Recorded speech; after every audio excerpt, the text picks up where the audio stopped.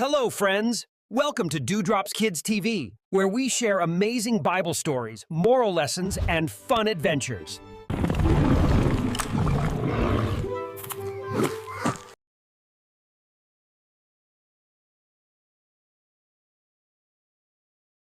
Have you ever heard the saying, "The writing is on the wall"? It's a phrase we use when a downfall is imminent, when the signs of impending doom are crystal clear. But did you know this expression comes from one of the most dramatic and chilling stories in the Bible? Today, we're journeying back over 2,500 years to the heart of ancient Babylon, to a lavish feast that turned into a scene of divine judgment. This is the story of the handwriting on the wall. Our story unfolds in the opulent city of Babylon, the crown jewel of the Neo-Babylonian Empire. Its ruler is King Belshazzar. Now, there's a bit of historical debate about Belshazzar. The book of Daniel calls him the son of Nebuchadnezzar, but historical records show he was a son of Nabonidus, the last king of Babylon, and served as his co-regent. For our story, what matters is his position.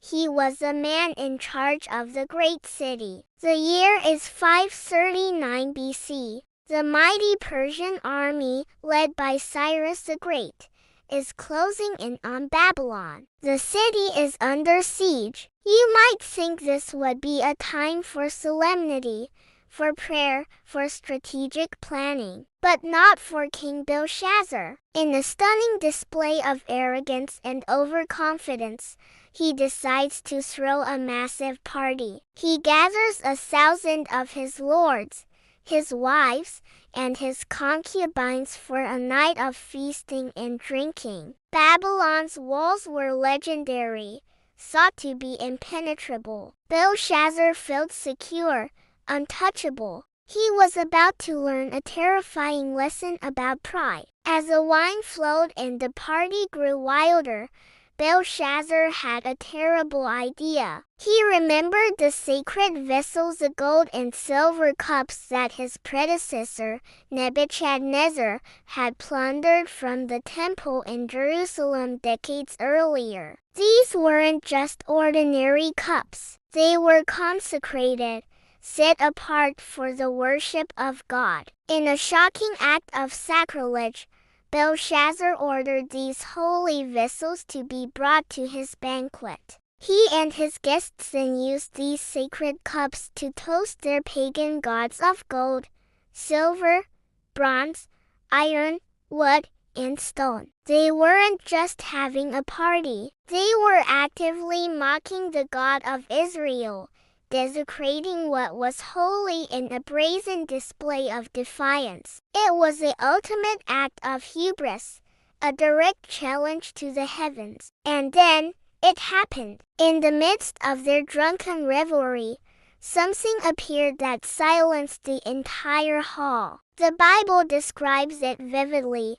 The fingers of a human hand materialized out of thin air. The hand began to write on the plaster of the palace wall, right near the lampstand where everyone could see it. The music stopped. The laughter died. 1,000 pairs of eyes were fixed on the airy, disembodied hand as it slowly, deliberately, traced a cryptic message on the wall. King Belshazzar was terrified. The Bible says his face turned pale, his knees knocked together, and his legs gave way. The swaggering, arrogant king was reduced to a quivering wreck. He screamed for his wisest men, the enchanters, the astrologers, and the diviners. He made a desperate proclamation.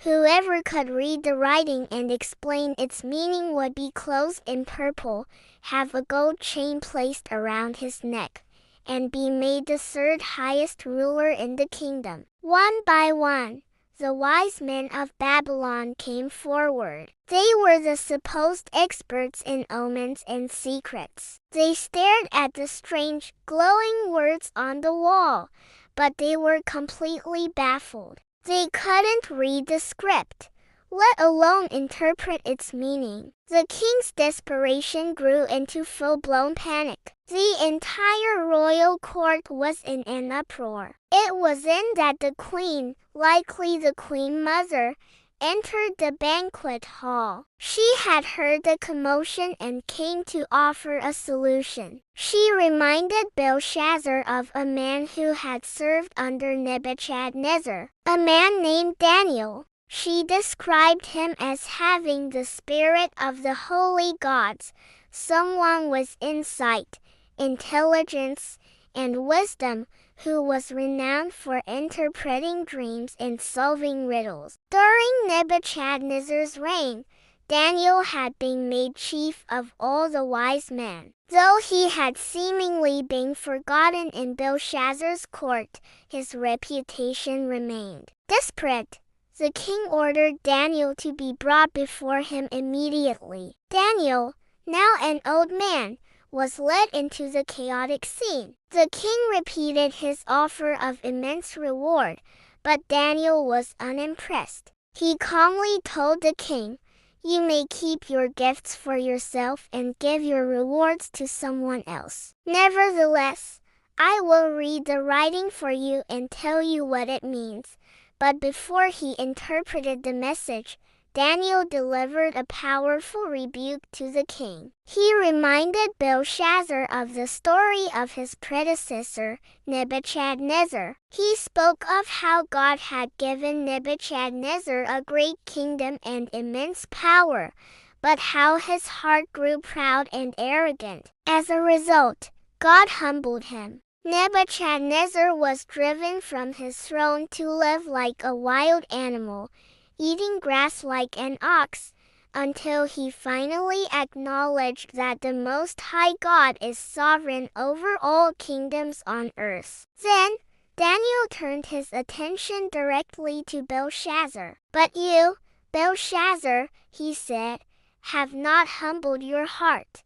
Though you knew all this," Daniel pointed out Belshazzar's sin. He knew the story. He knew how God deals with pride. Yet, he had deliberately defied the God of heaven. He had desecrated the holy temple vessels and praised lifeless idols while ignoring the God who held his very life and breath in his hands. Because of this profound arrogance and sacrilege, the hand was sent to write the message of judgment. The hall was silent as Daniel finally turned to the wall. He read the words aloud: mean, tickle, parson. Then, he gave the interpretation. "Mean," he said, which means numbered. "God has numbered the days of your reign and brought it to an end. The time was up. The kingdom's clock had run out." "Tickle," he continued, which means weighed. "You have been weighed on the scales and found wanting.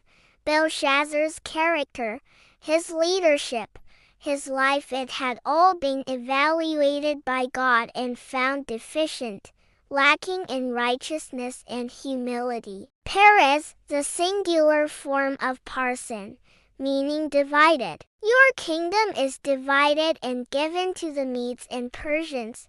The judgment was not just personal, it was national. The great Babylonian Empire was about to fall. The enemy was literally at the gates. Despite the terrifying news, Belshazzar kept his promise. He ordered Daniel to be clothed in purple, a gold chain placed on his neck, and proclaimed him the third highest ruler in the kingdom. It was a hollow gesture, an act carried out in the final moments of a doomed reign. The story reaches its shocking conclusion in a single verse. The Bible says, "That very night Belshazzar, king of the Babylonians, was slain." While the king and his court were distracted, historical accounts suggest that the Persian army diverted the Euphrates River, which flowed through the city. They marched into Babylon on the dry riverbed,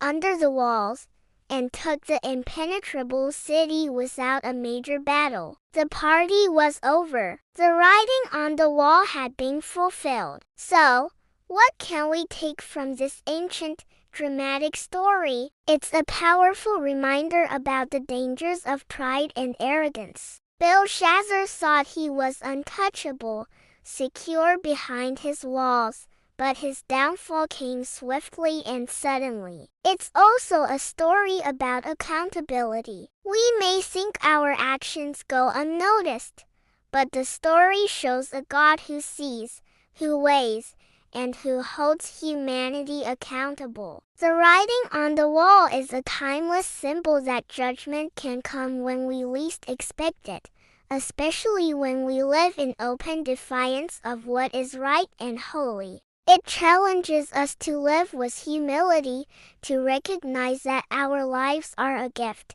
and to honor the source of that gift. Thank you so much for joining me on this journey back to ancient Babylon. Like and subscribe for more Bible stories.